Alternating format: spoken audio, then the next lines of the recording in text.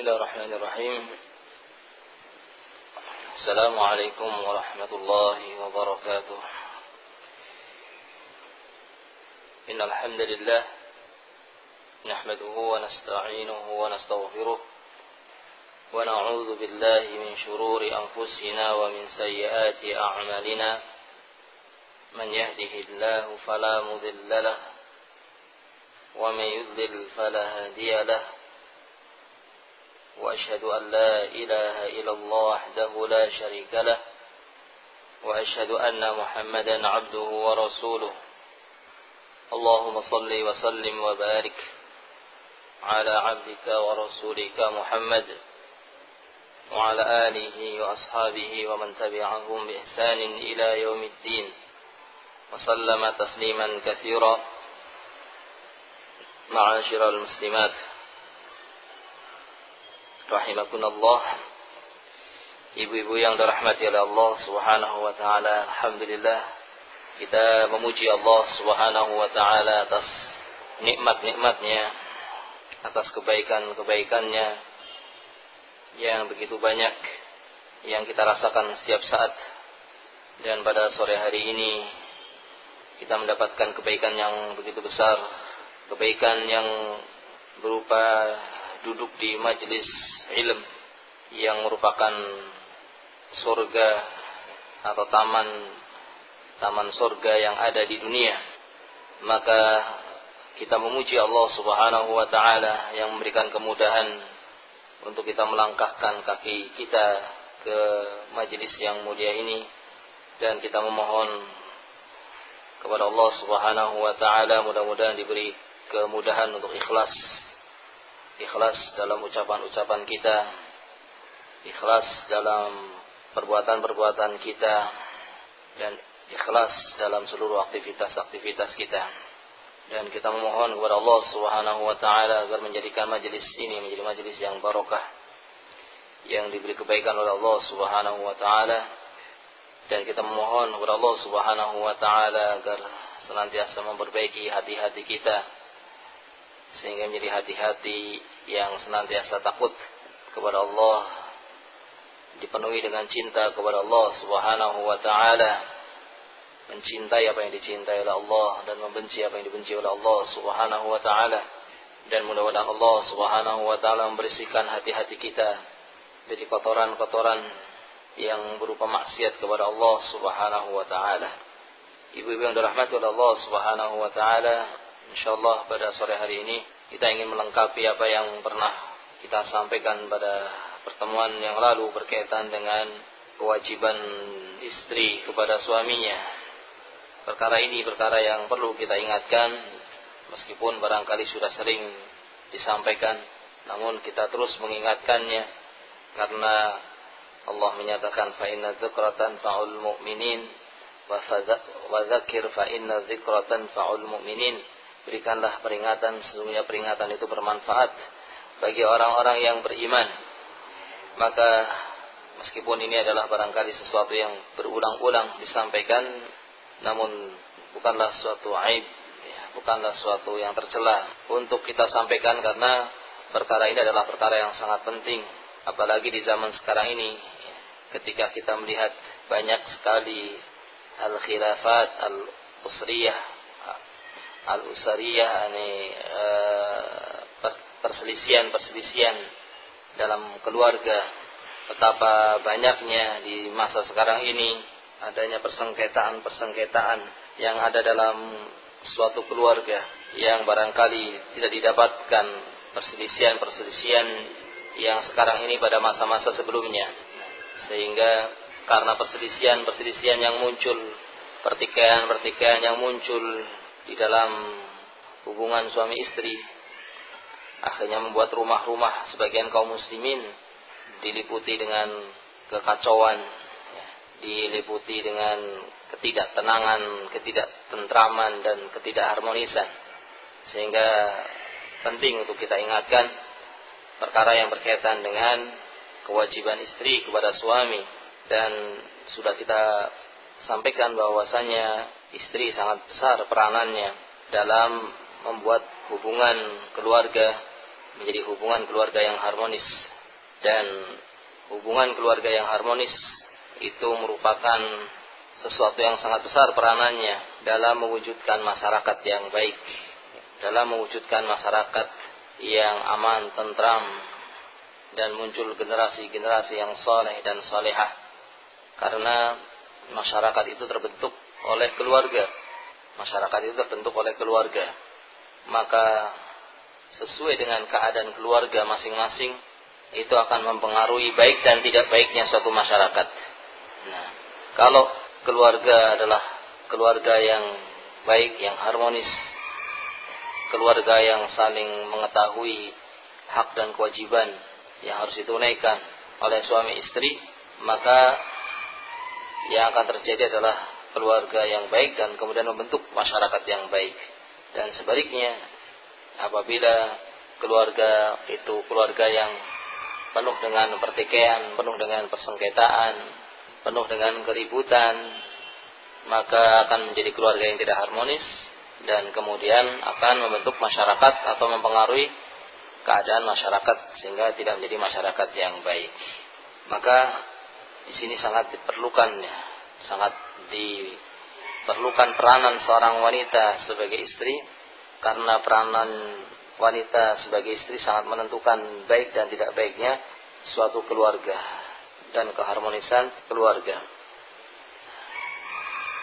Sudah kita sampaikan pada pertemuan yang lalu bahwasanya Allah Subhanahu wa taala telah mewajibkan bagi wanita untuk taat kepada suaminya, dan bahwasanya Allah Subhanahu wa taala telah melebihkan laki-laki dari jenis wanita, sehingga seorang wanita punya kewajiban untuk mentaati perintah suaminya. Nah, kecuali kalau perintah suaminya adalah perintah untuk bermaksiat kepada Allah Subhanahu wa taala, maka di sini tidak ada kewajiban, karena tidak ada taat kepada makhluk fi maksiatil khaliq. Akan tetapi apabila perintahnya adalah perintah yang tidak bertentangan dengan syariat, maka wajib bagi istri untuk mentaati suaminya sesuai dengan kemampuannya. Nah, apalagi suami yang salehah, suami yang baik, suami yang bertanggung jawab, maka harus disyukuri oleh seorang istri ketika mendapatkan suami yang seperti itu, untuk betul-betul dia menjalankan kewajiban mentaati suaminya. Karena kalau tidak disyukuri, maka kenikmatan itu bisa diambil oleh Allah Subhanahu wa taala. Dan apabila disyukuri, maka yang akan datang adalah nikmat-nikmat yang lainnya. Allah menyatakan, la in syakartum la azidannakum wa la in kafartum inna adzabi lasyadid. Kalau kalian bersyukur, maka aku akan tambahkan nikmatku kepada kalian. Tapi kalau kalian tidak bersyukur, maka ketahuilah bahwa azabku adalah azab yang sangat pedih.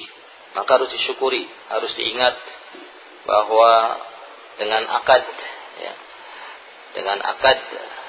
pernikahan, maka seorang wanita sudah menjadi istri, sehingga tidak lagi sebagaimana dia seketika sendirian, sudah punya kewajiban yang harus ditunaikan kepada istrinya.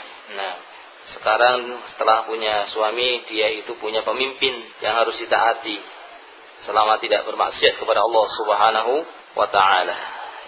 Kalau ini dijalankan, maka dia akan mendapatkan nikmat dari Allah, akan ditambah nikmatnya dari Allah Subhanahu wa taala. Namun kalau salah satu dari kewajiban ini tidak dijalankan, maka akan datang berbagai musibah, berbagai kesulitan, terancam dengan adanya musibah dan kesulitan, dan terancam akan mendapatkan azab Allah Subhanahu wa taala yang sangat pedih. Betapa banyak suami istri yang sudah bertahun-tahun menikah, sudah memiliki putra yang banyak, bahkan mungkin memiliki cucu, namun dia tidak merasakan nikmatnya berkeluarga. Yang dia dapatkan sehari-hari adalah permusuhan, pertikaian. Nah, tidak ada keharmonisan, tidak ada canda, tidak ada ketenangan. Yang ada adalah keributan, yang ada adalah sesak. Di antara sebabnya adalah tidak bersyukurnya seorang istri, begitu pula suami, dengan nikmat pernikahan yang telah Allah berikan kepada dia. Semestinya kedua belah pihak harus bersyukur kepada Allah Subhanahu wa taala telah mendapatkan nikmat berupa akad pernikahan ya, yang telah dinyatakan sebagai ikatan yang sangat kuat ya, ikatan yang sangat mulia. Nah, oleh Allah Subhanahu wa taala disebut dengan mitsaq ghalidz, sebagai mitsaq yang ghalidz, mitsaqan ghalidza, bahwa ikatan pernikahan itu adalah ikatan yang sangat mulia, ikatan yang sangat besar, yang sangat kuat. Maka itu nikmat dari Allah Subhanahu wa taala. Betapa banyak pula orang yang menginginkan punya suami namun tidak mendapatkan suami sampai tambah umur, sampai tua ya, belum juga mendapatkan suami. Dan betapa banyak yang ingin mendapatkan istri dan terus berusaha mencari namun belum mendapatkan pula. Lalu bagaimana pula yang sudah melakukan dan sudah mendapatkan nikmat suami atau mendapatkan nikmat istri, sudah melangsungkan akad pernikahan, kemudian dia tidak mensyukuri nikmat Allah Subhanahu wa taala sehingga tidak menjalankan kewajiban yang harus ditunaikan sebagai istri. Maka yang datang adalah kesulitan-kesulitan, yang datang adalah kesempitan-kesempitan. Namun kalau dia menjadi wanita yang taat kepada suaminya, mensyukuri suaminya, maka dia akan mendapatkan kebaikan di dunia dan di akhirat ya. Bahkan Allah Subhanahu wa taala telah, atau bahkan Nabi kita Muhammad sallallahu alaihi wasallam telah menyebutkan di dalam hadisnya, mengiringkan antara kewajiban kepada suami setelah kewajiban kepada Allah Subhanahu wa taala. Yaitu Nabi kita Muhammad sallallahu alaihi wasallam bersabda di dalam hadisnya yang sahih ya. Beliau menyatakan, "Lau amartu al-mar'ah an tasjud, lau amartu al-insan an yasjud la amartuhu ala amartu nisa an yasjud li zawjiha." Atau kama qala sallallahu alaihi wasallam, seandainya aku perintahkan seorang untuk bersujud, maka aku akan perintahkan wanita untuk bersujud kepada suaminya, menunjukkan betapa besarnya kedudukan suami ya, bagi seorang istri ya, sehingga seorang tidak boleh ya, menganggap bahwa ketaatan kepada suami adalah ketaatan yang boleh disepelekan ya. Nah, karena Nabi mengatakan, seandainya aku perintahkan seseorang ini, lau amartu an yasjud ahadan li ahadin, lau kuntu amiran ahadan an yasjuda li ahadin la amartul mar'ah an tasjuda li zawjiha. Seandainya aku perintahkan seorang untuk sujud kepada orang lain, sungguh aku akan perintahkan wanita untuk sujud kepada suaminya. Nah, menunjukkan betapa besarnya hak seorang suami bagi istri, sehingga kedudukannya disebutkan setelah kedudukan Allah Subhanahu wa taala. Dan sudah kita sampaikan kemarin kewajiban seorang suami untuk memenuhi panggilan, kewajiban seorang istri untuk memenuhi panggilan suaminya ketika diajak berhubungan. Dan sudah kita sebutkan ancaman yang keras yang disebutkan oleh Allah, disebutkan oleh Rasulullah sallallahu alaihi wasallam bagi seorang istri yang tidak mau memenuhi panggilan suaminya. Kemudian juga disebutkan dalam hadis Nabi sallallahu alaihi wasallam menyatakan, la yahillu li imra'atin an tasuma wa zawjuha syahidun illa bi idnih wa la ta'zan fi baitihi illa bi idnih. Tidak halal, ini haram bagi perempuan untuk berpuasa sementara suaminya ada bersamanya, ada di rumah bersamanya, kecuali dengan izin dari suami. Ini menguatkan betapa besarnya kedudukan suami, sehingga seorang wanita tidak halal bagi dia selama suaminya itu ada, untuk berpuasa kecuali dengan izinnya. Apakah itu puasa fardu ataukah itu puasa sunnah? Puasa sunnah jelas, karena kewajiban istri kepada suami, ketaatan istri kepada suami adalah ketaatan yang wajib. Sehingga untuk menjalankan yang sunnah harus minta izin kepada suaminya. Dan sementara puasanya puasa sunnah, kalau dia tidak puasa, tidak berdosa karena puasanya sunnah. Tapi kalau dia tidak menjalankan kewajiban kepada suami, berdosa. Nah, karena bisa jadi hari itu saat dia ingin berpuasa, suami ingin menghubunginya, sehingga ketika melihat istrinya sedang berpuasa, tentunya dia akan muncul di hatinya ketidaksukaan dengan apa yang dilakukan oleh istrinya. Nah, dan seandainya dia mau memaksa, sebetulnya boleh saja. Suaminya boleh memaksa kalau istrinya puasanya adalah puasa sunnah dan suaminya tidak mengizinkan namun dia tetap berpuasa juga, maka suami bisa memaksa agar istri membatalkan suaminya, membatalkan puasanya, atau yang semisalnya, dan tidak berdosa bagi suaminya untuk memaksa istrinya untuk membatalkan puasa sunnahnya. Tapi tentunya ini tidak akan dilakukan oleh seorang suami yang baik. Hanya saja akan merasa berat suaminya ketika mendapatkan istrinya berpuasa sementara dia menginginkan untuk menghubunginya. Sehingga tidak boleh, haram bagi wanita untuk berpuasa sunnah sementara suaminya ada di sisinya kecuali dengan izinnya. Begitu pula puasa wajib. Puasa wajib kalau waktunya masih luas. Misalnya dia punya hutang 1 hari, puasa Ramadannya 1 hari belum lunas, sementara ini masih di bulan Syawal misalnya, maka waktunya masih luas untuk bisa membayar hutang yang wajib. Maka di sini para ulama pun mengatakan tidak boleh dia puasa wajib sementara waktunya masih luas, kecuali kalau waktunya sudah tidak ada lagi.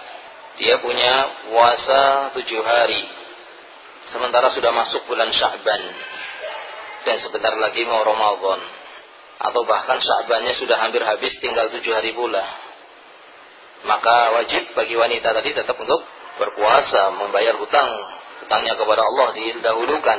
Karena tidak boleh bagi seorang untuk membayar hutang puasa Ramadan sampai datang Ramadan berikutnya. Sehingga kalau seperti ini keadaannya tidak harus meminta izin. Tapi kalau waktunya masih luas, masih di bulan Rajab misalnya seperti sekarang ini, masih luas, masih banyak waktunya, maka wajib bagi wanita untuk meminta izin kepada suaminya, meskipun puasanya puasa wajib, sebagaimana diterang oleh sebagian para ulama. Wallahu taala a'lam bishawab. Nah, sehingga di sini ada perincian ya. Kalau puasanya puasa sunnah, maka tidak boleh sama sekali kecuali dengan izin dari suami. Apabila puasanya puasa wajib, maka dilihat apakah waktu untuk membayar hutang puasanya masih luas atau tidak. Kalau masih luas, maka harus izin dengan suami.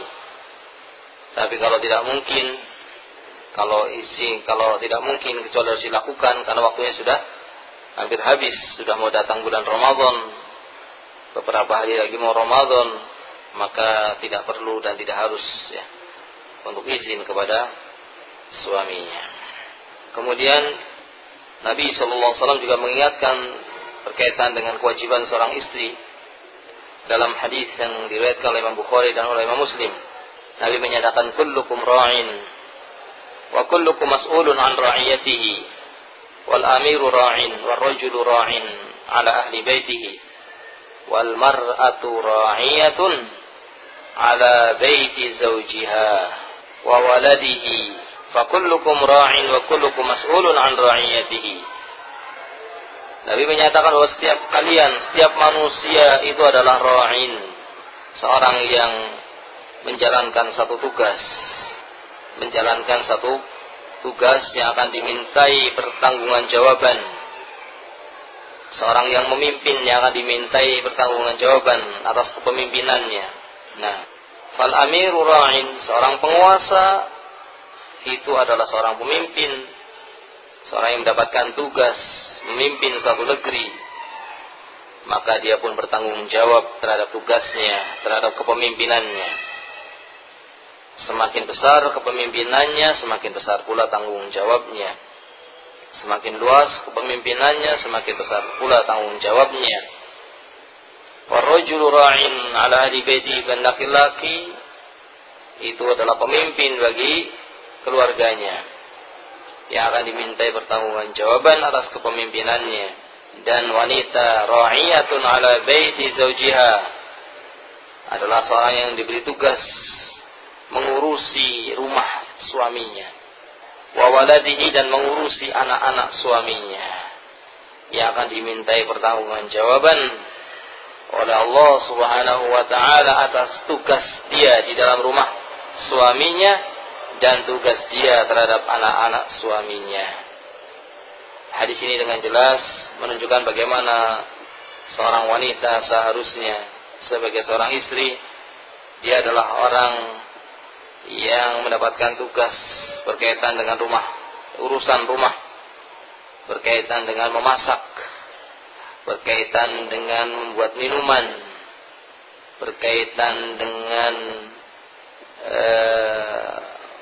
kebersihan rumahnya, berkaitan dengan kebersihan kamarnya, tempat tidurnya, sehingga dia akan dimintai pertanggungjawaban berkaitan dengan masalah ini.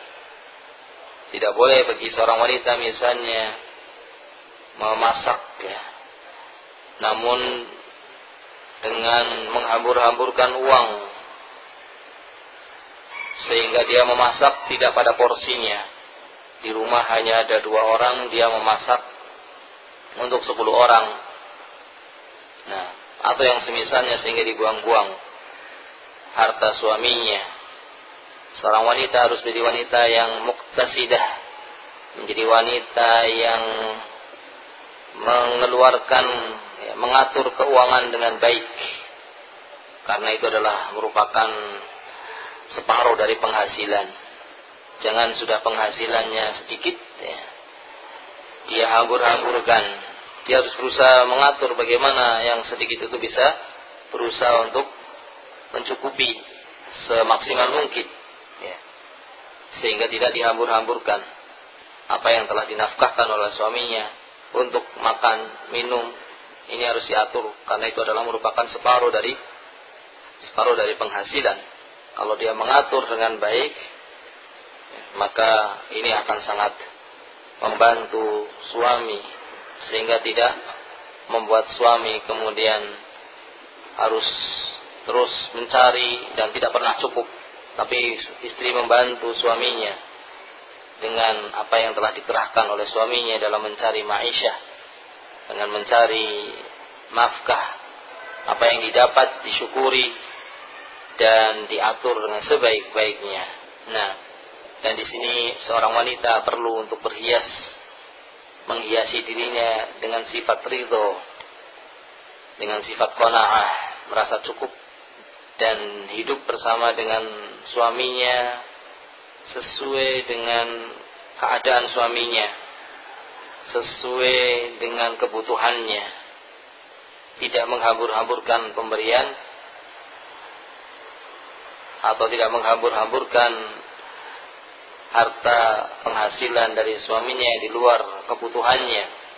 Dan ini merupakan tanda wanita yang salehah, yaitu wanita yang senantiasa merasa cukup, tidak melihat kepada tetangganya yang kaya. Nah, tidak melihat kepada kehidupan dunia dengan pandangan bahwa seakan-akan dia itu akan tinggal selamanya di dunia. Tetapi seorang wanita yang salehah, dia mensyukuri apa yang diberikan oleh suaminya dan ridho dengan apa yang diberikan oleh suaminya, dan merasa cukup dengan apa yang diberikan oleh suaminya. Karena Allah sudah mengatur semuanya, dan Allah telah menetapkan ada yang rizkinya banyak, ada yang rizkinya sedengan, ada yang rizkinya sedikit. Telah ditetapkan oleh Allah Subhanahu wa ta'ala. Maka apa yang Allah berikan kepada suami, itulah pemberian dari Allah yang harus disyukuri. Dan harus diingat bahwasanya dunia itu hanya sebentar, ya, bahwasanya dunia itu hanya sesaat, ya. Maka jangan melihat kepada yang lebih dunianya, tapi lihat kepada yang lebih sedikit di bawah dia dunianya. Kalau dia melihat pada orang yang selalu berada di atas, dunianya yang lebih banyak dia lihat, ya, tentu dia akan menjadi wanita yang terancam untuk tidak bersyukur kepada suaminya, dan ini merupakan musibah bagi seorang wanita, musibah yang sangat besar, karena Nabi kita Muhammad SAW beliau pernah menyatakan dalam hadisnya bahwa telah diperlihatkan kepadanya neraka. Fara'aitu, kata Nabi, dan saya melihat aktsaru ahliha an-nisa yakfurna, dan saya melihat di neraka itu yang paling banyak penghuninya adalah dari kalangan wanita, karena mereka adalah wanita-wanita yang tidak bersyukur. Maka dikatakan kepada Rasulullah SAW, yakfurna billah, apakah mereka tidak bersyukur kepada Allah? Apakah mereka bermaksiat kepada Allah Subhanahu wa ta'ala? Nabi menyatakan, la, bukan. Yakfurnal ashir, yakfurnal ihsan.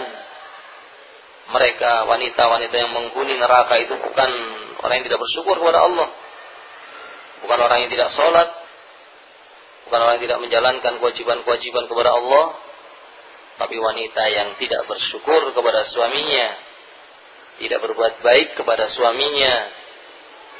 Nah, seandainya engkau berbuat satu kesalahan, satu kekurangan di hadapannya, dia akan mengatakan bahwa saya tidak pernah melihat sedikit pun kebaikan dari kamu, katanya. Ini wanita tadi mengatakan pada suaminya, dia adalah orang yang tidak pernah melihat kebaikan sama sekali dari suaminya karena satu kesalahan yang dilakukan oleh suaminya, atau ketika dia melihat satu kekurangan yang ada pada suaminya. Maka musibah bagi wanita yang tidak bersyukur kepada Allah Subhanahu wa ta'ala, tidak bersyukur kepada suaminya, ya, tidak bersyukur dari kebaikan suaminya. Maka sekali lagi, seorang wanita yang salehah adalah wanita yang ridho, yang merasa cukup, yang hidup bersama suaminya sesuai dengan keadaan suaminya.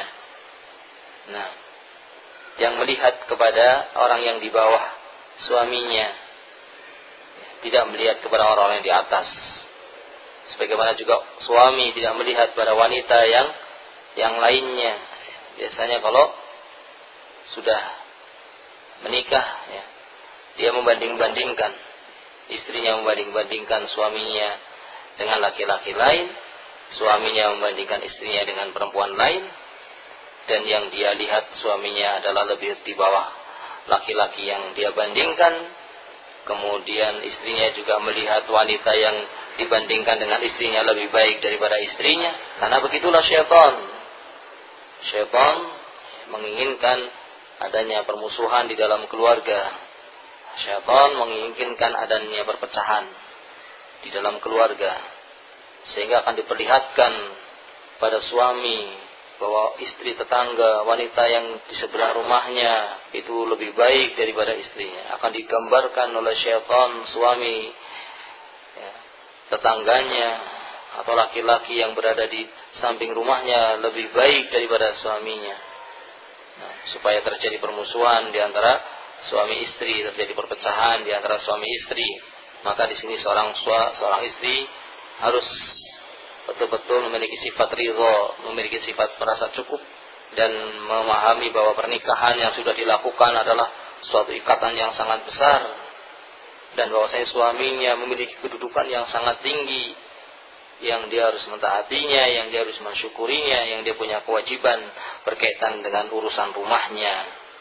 Begitu pula berkaitan dengan urusan anak-anaknya, dalam memperbaiki keadaan-keadaan anaknya, memperhatikan kesehatannya, memperhatikan agamanya, pendidikannya, memperhatikan pakaiannya, memakaikan pakaian kalau tidak pakai pakaian, melepas pakaian kalau sudah kotor, dan yang semisalnya. Nah, semua itu merupakan kewajiban yang nanti akan dimintai oleh Allah pertanggungjawaban dari kewajiban yang dilakukannya. Nah, ibu yang dirahmati oleh Allah Subhanahu wa ta'ala, dan perlu juga diingat, ya, sebagai tambahan barangkali, bahwa seorang wanita itu merupakan fitnah bagi laki-laki, sehingga seorang wanita punya kewajiban untuk menjaga diri supaya tidak menjadi sebab terfitnahnya laki-laki dengan menutup auratnya, dengan menutup seluruh badannya, tidak menampakkan auratnya di hadapan wanita yang bukan mahramnya. tidak bermudah-mudahan dalam berikhtilat, bercampur baur dengan laki-laki, karena ini merupakan fitnah yang akan menyebabkan terjadinya kejelekan, baik dari sisi wanita ataupun dari sisi laki-laki. Oleh karena itu dalam hadis dikatakan bahwa khairu sufufir rijal awwaluha wa syarruha akhiruha wa khairu sufufin nisa akhiruha wa syarruha awwaluha. Sebaik-baik saf laki-laki itu yang di depan dan sejelek-jeleknya yang di belakang, dan sebaik-baiknya saf wanita itu yang di belakang dan sejelek-jeleknya adalah saf yang di depan. Ini maksudnya kalau tidak ada hijab, karena semakin dia dekat dengan laki-laki, ya, terutama kalau tidak ada pembatas, itu akan menjadi sebab fitnah. Semakin dia jauh dan semakin dia dipisah dengan hijab, maka akan semakin baik dan semakin afdol. Ya, bahkan Nabi SAW dahulu ketika sholat Id, beliau memerintahkan wanita untuk ikut sholat Id. Namun Nabi memerintahkan wanita untuk tidak bercampur dengan laki-laki dalam sholat Id. Namun para wanita berada di tempat sendiri, memiliki tempat sendiri ketika sholat Id, tidak bercampur dengan laki-laki. Bahkan Nabi SAW memberikan khutbah sendiri. Setelah berkhutbah untuk laki-laki, kemudian mendatangi wilayahnya wanita untuk memberikan nasihat kepada para wanita. Nah, dan ini di zaman Nabi SAW, yang rasa malu masih terjaga, yang hijab masih terjaga, yang agama ditinggikan, sunnah ditampakkan. Lalu bagaimana dengan masa sekarang ini? Maka seorang wanita harus menyadari bahwa Allah telah menjadikan dirinya sebagai fitnah bagi laki-laki, dan telah dihiaskan bagi laki-laki untuk mencintai, menyenangi syahwat. Di antaranya adalah syahwat kepada wanita. Ya, maka wajib bagi para wanita untuk memahami keadaannya, untuk tidak menjadi sebab terjatuhnya laki-laki kepada maksiat, terjatuhnya laki-laki kepada apa yang dilarang oleh Allah Subhanahu wa ta'ala. Dia menjaga dirinya dan juga berusaha untuk tidak menyebabkan orang lain terjatuh kepada kemaksiatan. Nah, dan sebetulnya masih ada beberapa lagi hadis tentang kewajiban seorang istri kepada suami, ya. Namun barangkali yang sedikit ini sudah bisa dipahami, dan mudah-mudahan akan menjadi ilmu yang bermanfaat untuk menjadi istri yang tahu kewajibannya, menjadi istri yang taat kepada suaminya, menjalankan kewajiban sebagai istri dengan sebaik-baiknya untuk mendapatkan balasan yang besar, untuk mendapatkan surga Allah Subhanahu wa ta'ala, dan agar diselamatkan dari siksa Allah yang sangat pedih. Maka mudah-mudahan Allah Subhanahu wa ta'ala menjadikan kita sebagai orang-orang yang segera kembali kepada Allah, segera kembali kepada ketaatan kepada Allah, segera memperbaiki diri sebelum datangnya ajal, sebelum datangnya kematian yang tidak ada yang bisa menundanya, sementara dia belum kembali kepada Allah, sementara dia belum bertobat kepada Allah Subhanahu wa ta'ala atas kelalaian dari tugas-tugas yang harusnya dia jalankan sebagai istri. Ya, maka selama masih ada kesempatan itu adalah sesuatu yang sangat berharga untuk memulai ya, segera kembali kepada Allah dan memperbaiki diri untuk menjadi istri yang salihah, untuk menjadi istri yang mengetahui kewajibannya, dan kemudian berjumpa dengan Allah Subhanahu wa ta'ala dalam keadaan dia akan mendapatkan keridhaan dari Allah Subhanahu wa ta'ala. Barangkali ini yang bisa kita pelajari bersama pada sore hari ini.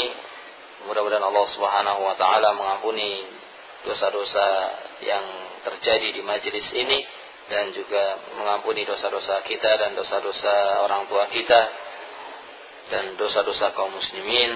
Wassallallahu ala nabiyyina Muhammad wa ala alihi wa sahbihi ajma'in. Assalamualaikum warahmatullahi wabarakatuh.